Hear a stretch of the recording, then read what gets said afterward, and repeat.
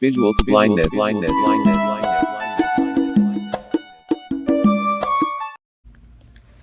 For so long, people with vision have seen people with no vision as hopeless and no positive future for them. But we, as Vision to Blindness, we are here to change this negative mindset that people with vision have been thinking towards blind community. However, our plan as Vision to Blindness is to interview young men and women who have experienced both vision and no vision. And today's interview, I am so happy to have this young fellow in studio. What happened to me, I honestly didn't know who I was anymore. Okay. So I had to learn myself all over again. I had to try to love myself all over again. Mm-hmm. And compared to how I was then Mm-hmm. and now, I have made progress, but I'm still not 100% there as yet. At that time that you are not want to be seen in public, where were you? Were you just locking yourself into your room for the whole day? Yeah. Okay. Yeah, I was at home. I didn't even want to go out in the yard or anything. I didn't want to be seen. It's like Mm-hmm. I just felt so depressed and sad, like asking God questions like why me? You know, like out of everybody else, I was doing what I was supposed to do. And you know, I wasn't a delinquent or anything, you know. I was trying my best, Mm-hmm. and it was just hard. I see. I can tell for sure. I can relate with that situation. So there is a picture I asked you about. I know you know this picture I asked you about. That was before you lose your vision or after you lose your vision? Oh no, that was after. That was last year September. For my birthday, I decided to treat myself and do a photo shoot. So my parents paid a photographer. Wow. And I made a dress. That's so beautiful dress. That's so beautiful. It was, and serious. It doesn't look. You look okay. I don't know why you still thinking. You still depressed about that. You know, it's one way. Anyway, for me, that was a beautiful picture you shared with me. That's very nice. Yeah, I try my best to take care of myself. Like I try to not look like what I going through. Mm-hmm. So even if I'm depressed and in a bad situation, I will always try to make myself look good. You know, not because you're going through tough times mean you have to look like you're going through tough times. Exactly. So I just take care of myself and that's awesome. yeah. That's so.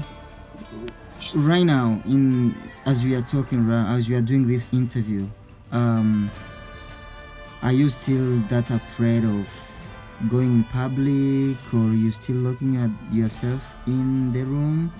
And how is it? How is it? No, I'm not locking myself away anymore. Mm-hmm. Right now, whenever I have to leave my house, it's a challenge Mm-hmm. because I have to like mentally prepare myself and you know talk to myself and motivate myself.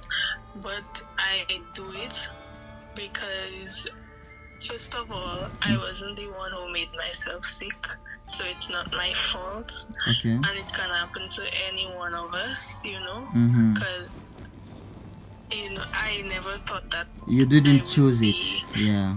Yeah, exactly. Mm-hmm. So I go out sometimes.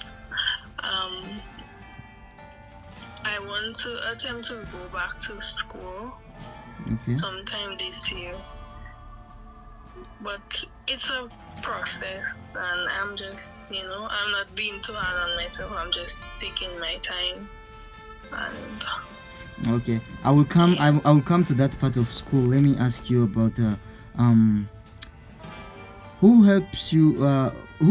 Helped you uh, to accept yourself the way you are, and you thought like, now it's time for me to go in public. Who gave you that confidence? Who helped you? Did you help yourself, or someone came to you and talked to you? well, it's a little bit of both. Mm-hmm. I had support from my family, my mother and my father. Okay.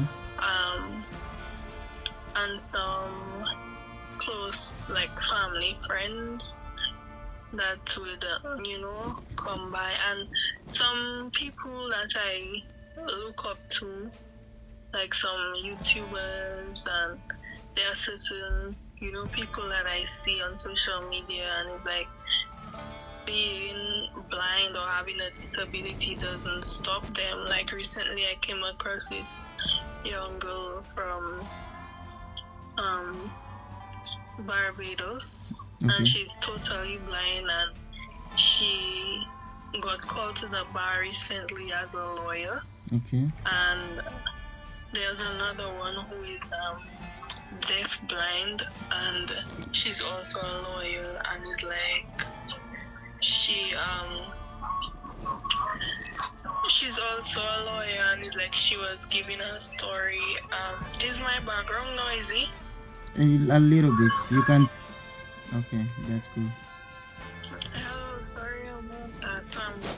Okay, so yeah, like I was saying, yeah, like different people inspired me, Mm-hmm. and it's like I